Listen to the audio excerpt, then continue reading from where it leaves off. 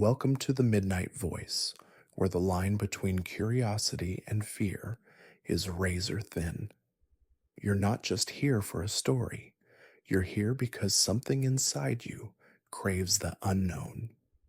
These tales, dark and unsettling, have a way of pulling you in like a whisper in the night. But once you start listening, there's no turning back. Each word tightens its grip. Each pause heightens the dread. Can you make it through the end? If you're drawn to these haunting stories and feel the chill, hit that subscribe button, but only if you're ready for more. Now sit back, relax, and let the darkness unfold. I was the second person in the world to get the Neurolink implant. I've suffered from manic depression my whole life. It affected every aspect of my life. Nothing gave me joy, not even the smiling faces of my kids. So when I was told the Neurolink was the answer to all my prayers, I jumped at the chance. It took a few days for the nerve tissue around the implant to heal before it kicked into gear. When I woke in the morning, there was a split second of calm before my anxiety overwhelmed me. But instead of the normal feeling of dread, my brain was filled with endorphins, and a wave of euphoria swept over me. From that moment, my life changed. Driving to work, which was normally an impossible task filled with anger and frustration, became my favorite part of the day. I sang my heart out to the songs playing on the radio while waving to people walking down the street. Seeing someone sitting on a bench, enjoying a cup of coffee, filled me with immense joy, when normally the sight of someone looking happy would fill me with resentment. I worked at an accountancy firm as a temp. I loved the job, but my depression made it hard for me to make an impact. My boss wasn't the worst, and he understood my struggle and never gave me a hard time. So I was surprised by the look on his face when he demanded to see me in my office. As soon as I entered his office, he started berating me and accusing me of all sorts. Normally, I would be filled with fear and self-loathing, but the more he shouted, the happier I felt. When he told me I was fired, a warm feeling of euphoria crept up my spine, and I felt amazing. I was at odds with my situation and how I felt. I wanted to be sad. I wanted to cry, which is strange because, for years, all I wanted was to be happy. But I was now jobless with no hope, but all I felt was joy. As I made my way to my car, I was too joyfully delirious to notice I was being followed. Just as I was about to open my car door, I heard footsteps behind me. What's in the box? I turned to a gun pointed at my head. Please don't shoot me, I said in a chirpy tone. Give me your wallet or I'll wipe that smile from your face. The guy had a glazed look in his eyes, so I knew he was serious, but I couldn't help but burst out laughing as I grabbed my wallet from my pocket. Are you laughing at me? I'm not playing around. I will shoot you. I couldn't stop, and the angrier he got, the harder I laughed. I was terrified, but the more scared I got, the happier I felt. I'm sorry. I can't help it. I think there's something wrong with me, I said as tears of joy streamed down my face. He grabbed the wallet from my hand.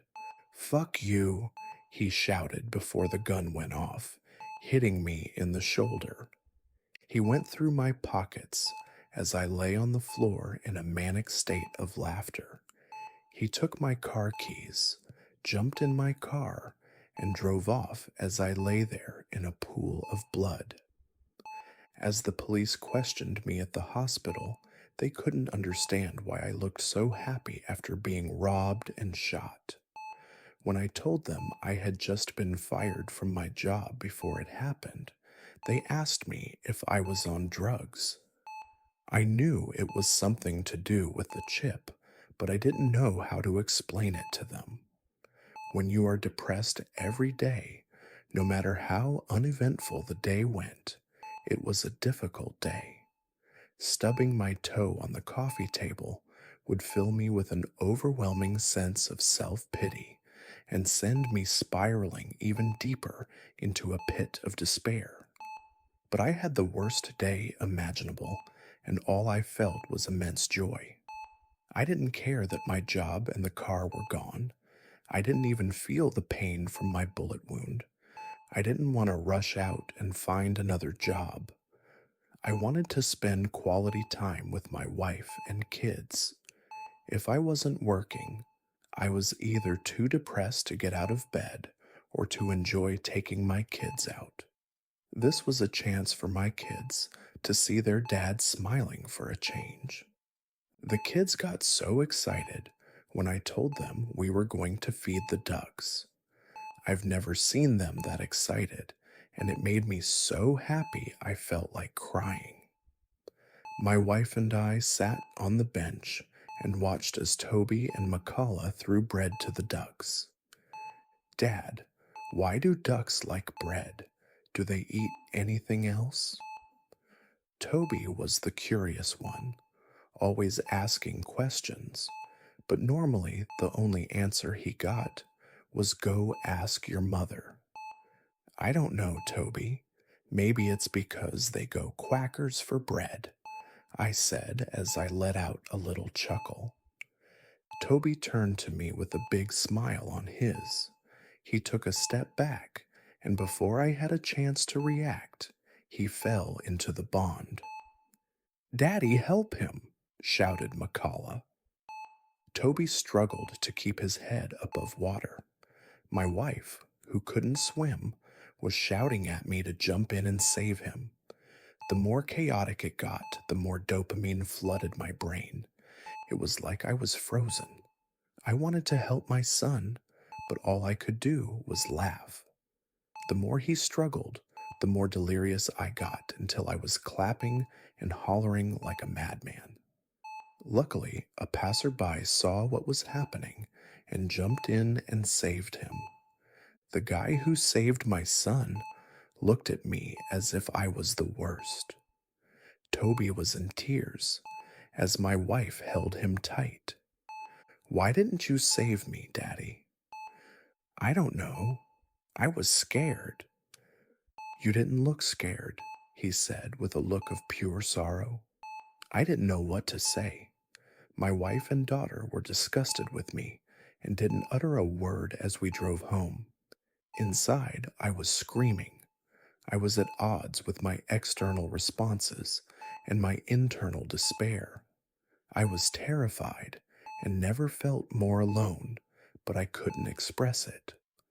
I woke the following morning to an empty house. At first, I thought my wife had taken off with the kids, but she didn't pack any clothes, and her car was still in the driveway. Suddenly, a van pulled up outside my house, and two men in suits jumped out. We work for the company that installed your Neurolink. We would like you to come with us so we can evaluate your experience. I felt strangely compliant and felt too joyous to refuse, so I jumped in the back of the van. When they brought me to the same place I had the Neurolink implanted, they put me in a room that looked more like an interrogation room than a doctor's office. As I sat there, a man in a white lab coat walked in.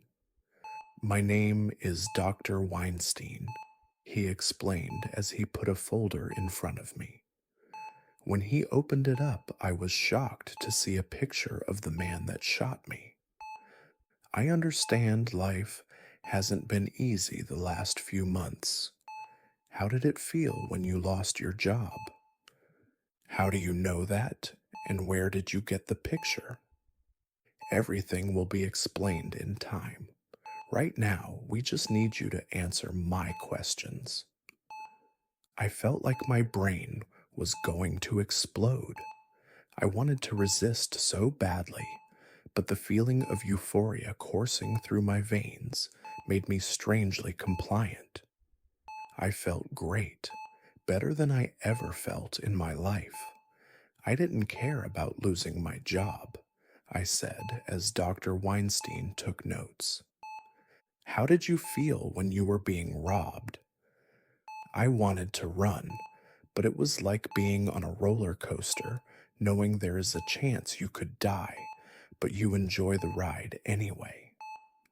When he was done with the questions, he brought me to another room. The room was sterile and empty, apart from a large black screen on the wall. As I sat in the sterile room, the black screen flickered to life. A grainy video began to play. The room was silent, apart from the faint hum of machinery. On the screen, I saw my wife and kids. They were huddled together in a small room, looking terrified. My heart should have been pounding, but instead, I felt a gentle warmth spreading through my chest. A familiar sensation of joy washed over me, confusing and inappropriate. Where are they? I demanded, though my voice sounded too cheerful, like I was asking about the weather. Dr. Weinstein stood beside me, his hands calmly folded. They're safe for now. We needed to observe your response. I wanted to shout, but my brain wouldn't let me. Instead, I smiled, even though my world was crumbling before me. Why are you doing this? I asked, still grinning like an idiot, my body betraying me with happiness as I watched my family suffer on the screen. Dr. Weinstein turned to face me. The Neurolink was never about curing depression or mental illness. That was just the cover story. We've been developing a way to control emotional responses to better manipulate behavior. You were one of the first to receive the implant because of your vulnerability. We wanted to see how far we could push someone like you. We wanted to see how easily you could be made compliant, no matter the circumstances. The video continued playing in front of me. My wife was crying while holding Toby and Makala tightly. Toby was whispering something to her, but there was no audio. We control your emotions now. We wanted to see how much we could break you and still make you feel happy. A wave of euphoria swept over me as I watched the screen. My wife and children were in danger. Any rational person would be terrified, but I couldn't feel it. I couldn't connect with the fear that I knew I should have felt. Instead, it was like watching a happy scene in a movie. You see, you no longer have control over your own emotions. You're a puppet of joy. Even now, as your family is at risk, you can't help but smile, can you? I tried to fight it, tried to dig down and find the sorrow or terror deep within me. But no matter how hard I tried, I could only laugh. It was maddening. Please make it stop, I begged with a grin, my words bubbling with forced glee. We wanted to see how far we could push you, Dr. Weinstein said in a cold tone. You've had the worst day of your life, and yet you're still happy. You were robbed, fired, and almost lost your child to drowning. Your brain should be screaming in pain and fear. Instead, we've kept you content and docile. Imagine what this technology could do on a larger scale. The picture on the screen changed, now showing something new. People were rioting in the streets, fires burning, and police clashing with crowds. Imagine a world where no matter how bad things get, people don't care.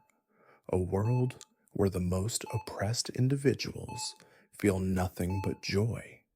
We could prevent uprisings, eliminate dissent, control nations without firing a single shot. My laughter grew hysterical as tears streamed down my face. "You're monsters," I managed to blurt out between fits of uncontrollable laughter. "We're pioneers, and you're our proof of concept. We've seen how far we can push you, and now it's time for the final test." On the screen, one of the men in suits entered the room where my family was being held. He raised a gun, pointing it directly at my wife. "No," I screamed, my body shaking with the force of my laughter, my mind screaming in silent agony as the joy was suffocating my soul. The man pulled the trigger before the screen went black.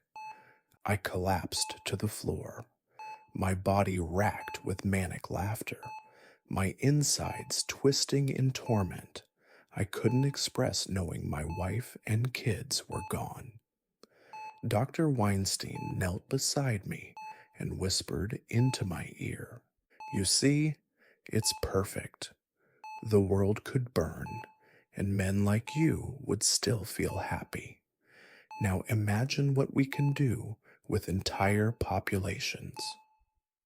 As I lay on the cold floor, the sound of my own laughter echoing in my ears, I knew they had won. They had taken everything from my family, my free will, my ability to feel anything real.